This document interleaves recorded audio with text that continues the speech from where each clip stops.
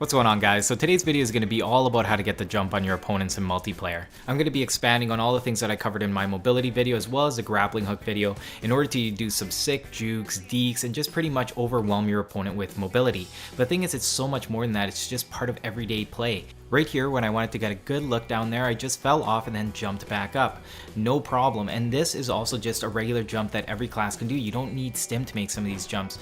Jumping onto this roof where it overhangs, a lot of people are going to hit their heads, and those are the kind of things I want to show you guys. I want you guys to become more comfortable with. So those are the kind of examples that I'm going to be covering in this video. I grabbed a good amount of variety of clips. We're going to be doing some Titan stuff, we're going to be doing some pilot stuff, and of course some grappling hook stuff, but I wanted to bring in enough flavor for everybody to get something out of this video that they can bring into their own play. So this first example actually starts with a tone, and that's probably one of the deadliest Titans when it comes to pilots. Even though it's got low health right now, you really can't underestimate a pilot in a tone. They can one-shot you from any range. So right now I'm going to use two things for my mobility. I'm going to stay high, but I'm also going to use the out of bounds area. That's actually one of the strongest areas. You get 10 seconds. It's super tricky, and a lot of the maps have it so you can actually use the out of bounds to take a huge shortcut to the map. Like, you can just fold the map in half and you're just going to be there. Alright, so we've managed to take out this first guy, and I got into a pretty bad attrition game.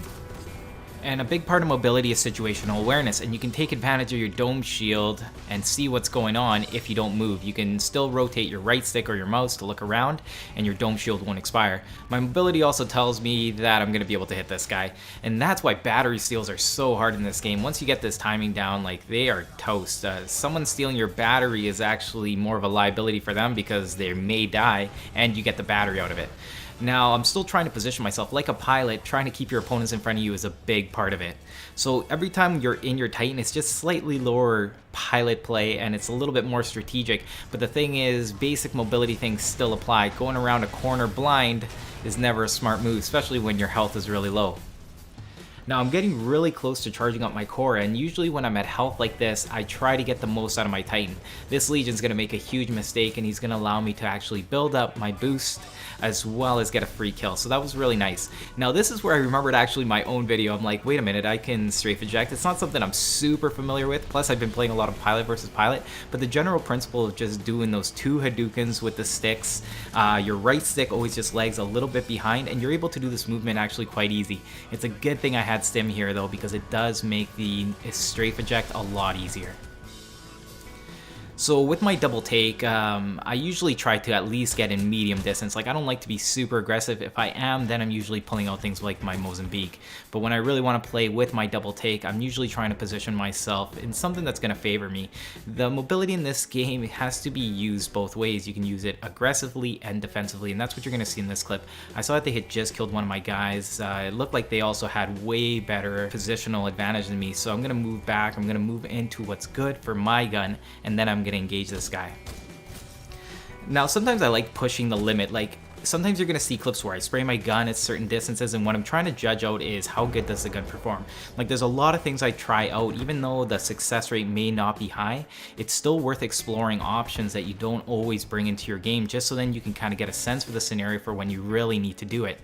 Now, what I learned here was that cover is actually really important in Titanfall. Sometimes people forget all about cover because they're so focused on mobility and just like running around.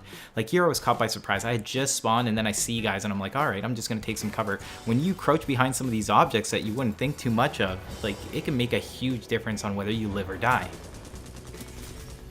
So a big part of mobility is also knowing when to stay still and taking advantage of your positioning. Even when it was as bad as it looked for me at the beginning, that car right there was my saving grace. Mobility has to be paired up with some sort of knowledge of where guys or people are going to be, right? You're usually trying to go for spawn points.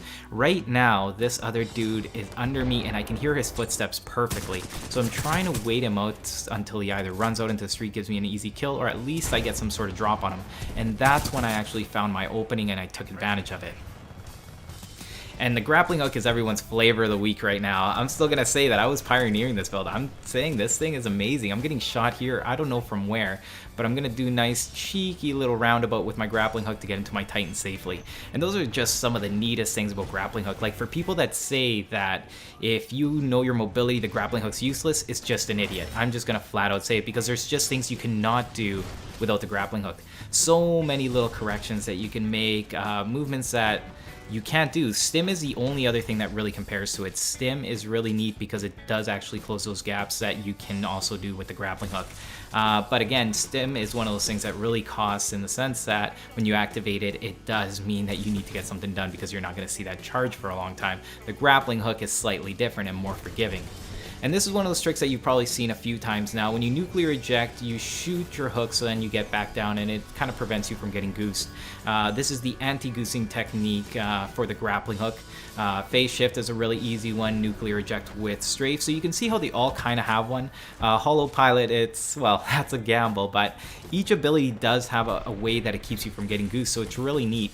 The grappling hook just means you need to be somewhat close to something, or your timing has to be really fast in order for you to grab the ground. But it's still one of those really good moves.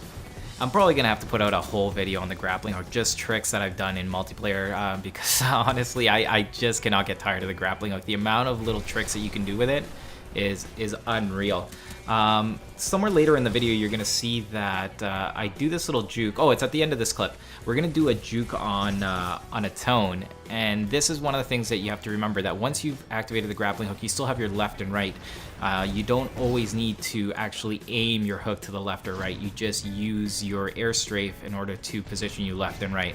Now this may sound stupid, but I keep saying left and right, but there is a difference between aiming your hook to the left and then using just your air strafe to get to the left when you've shot it in front of you.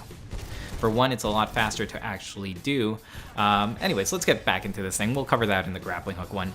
This Ronin, obviously it's the fastest Titan out there. That's why positional things are really important with it. Obviously, you also need the flanks just because of the nature of the Titan. Plus having a shotgun, a sword, a couple of dashes, arc wave block, it's a pretty cool Titan. For people that really like pilots, I think they enjoy Ronin because it is so quick, and like, I never touch any kind of the ogre types. Like, I don't use Scorch. I just find it way too slow. I don't use Legion, again, way too slow. I'm not concerned about this guy in the back. I know my timing, but he actually ends up dying to the smoke, which sucks because I did want that battery back. One of the things that I've been doing also with my Titan is that if I can get a lot more out of it by blowing it up, whether or not you have nuclear eject, do it, because having good positioning, I think, is the most important thing in this game. So I'm willing to sacrifice my Titan if it's going to get me somewhere that I want to be in order to get a few kills. And when you get shot up in the air, it also gives you a good opportunity to see the whole battlefield, so it kind of gives you an idea of where you want to go after.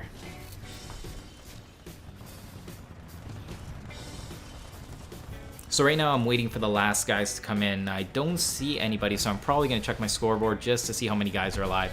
If you're not aware, if guys are dead at the end when they're trying to evac, their names get grayed out.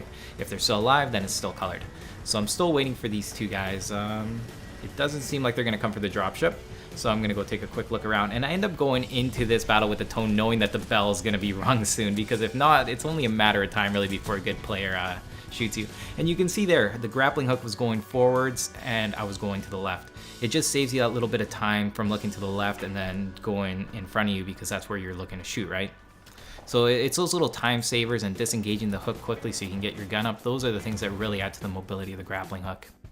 And we're getting to the end of the video. Let me just show you one last variation on how you can take the corner without slowing down. You actually jump early enough and you time it out so then you can go back on the wall.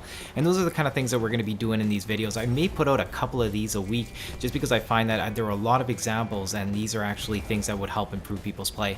But let me know what you guys thought. I'm Paper, Cut2U, this is Game in Review, and I'll see you guys next time.